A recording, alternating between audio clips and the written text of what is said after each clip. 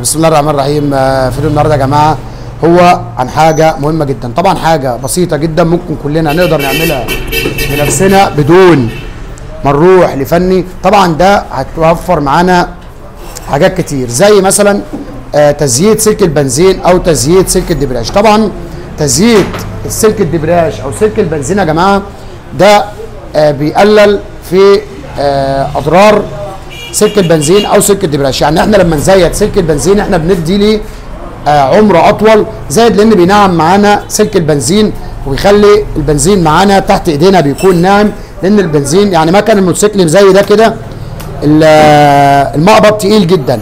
طبعا التقل ده يتعبنا لو في مشاوير او مسافات بعيده، نلاقي ايدينا وجعتنا من مقبض البنزين بسبب لان السلك محتاج يتزيت. طبعا ده بيكون من الغسيل او الميه اللي بتيجي على سلك الدبرياج او سلك البنزين. بفيديو النهارده هوريك ازاي ان انت تزيت سلك الدبرياج او سلك البنزين بجنيه واحد. يعني انت كل اللي هتخسره جنيه واحد. هنفك مع بعض المسمارين دول يا جماعه.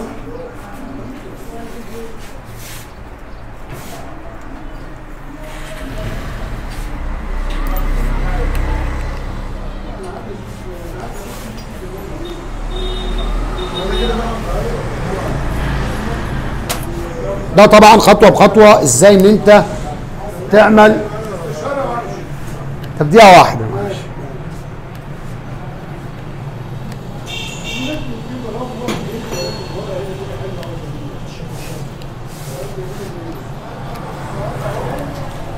بعد كده هنطلع الوش بتاع الكتله، وبعد كده هنمسك بنزين يا جماعه وهنجيب زي ما قلت السرنجه وهنحط فيها شويه زيت بالشكل اللي احنا شايفينه ده. اهم حاجه يا جماعه نخلي بالنا من ايدينا والسن. بعد كده هنحط السن داخل السلك او جراب السلك بالشكل اللي انا حطيته كده. انا حطيت السرنجه داخل جراب السلك، وبعد كده هضغط على السرنجه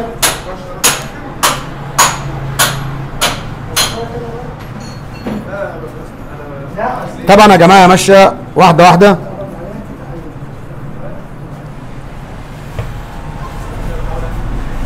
هنحط بس بتاع 20 سم او 10 سم، معلش 10 ايه معلش 2 سم. هنحط مثلا 2 سم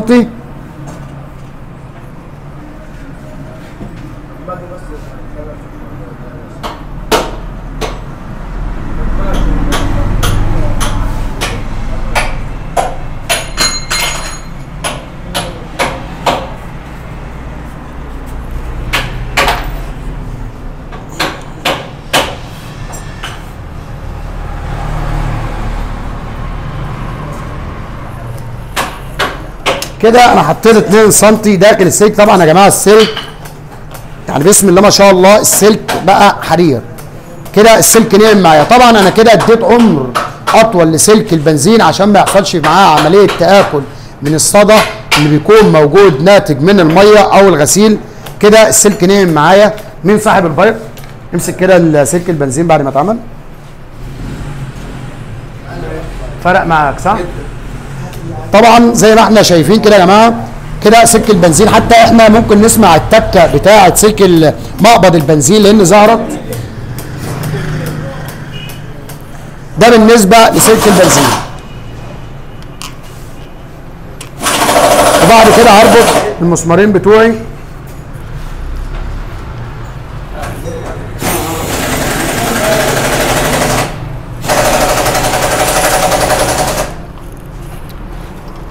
فين يا محمد؟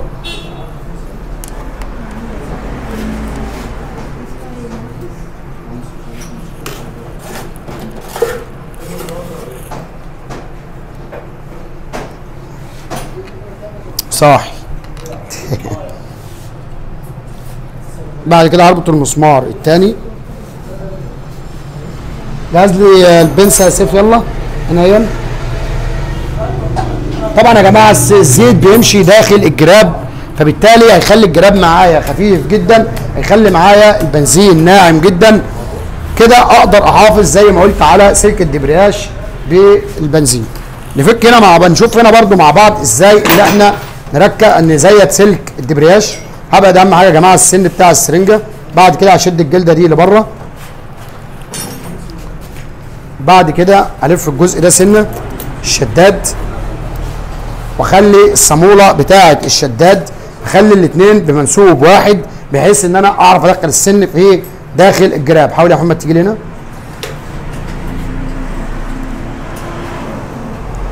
نفس ما انا بعمل كده بالظبط، وهضغط هخلي الجدون الجنب اليمين، وبعد كده هضغط على السرنجه تاني. هحط برضو ال2 سم اللي احنا حطيناهم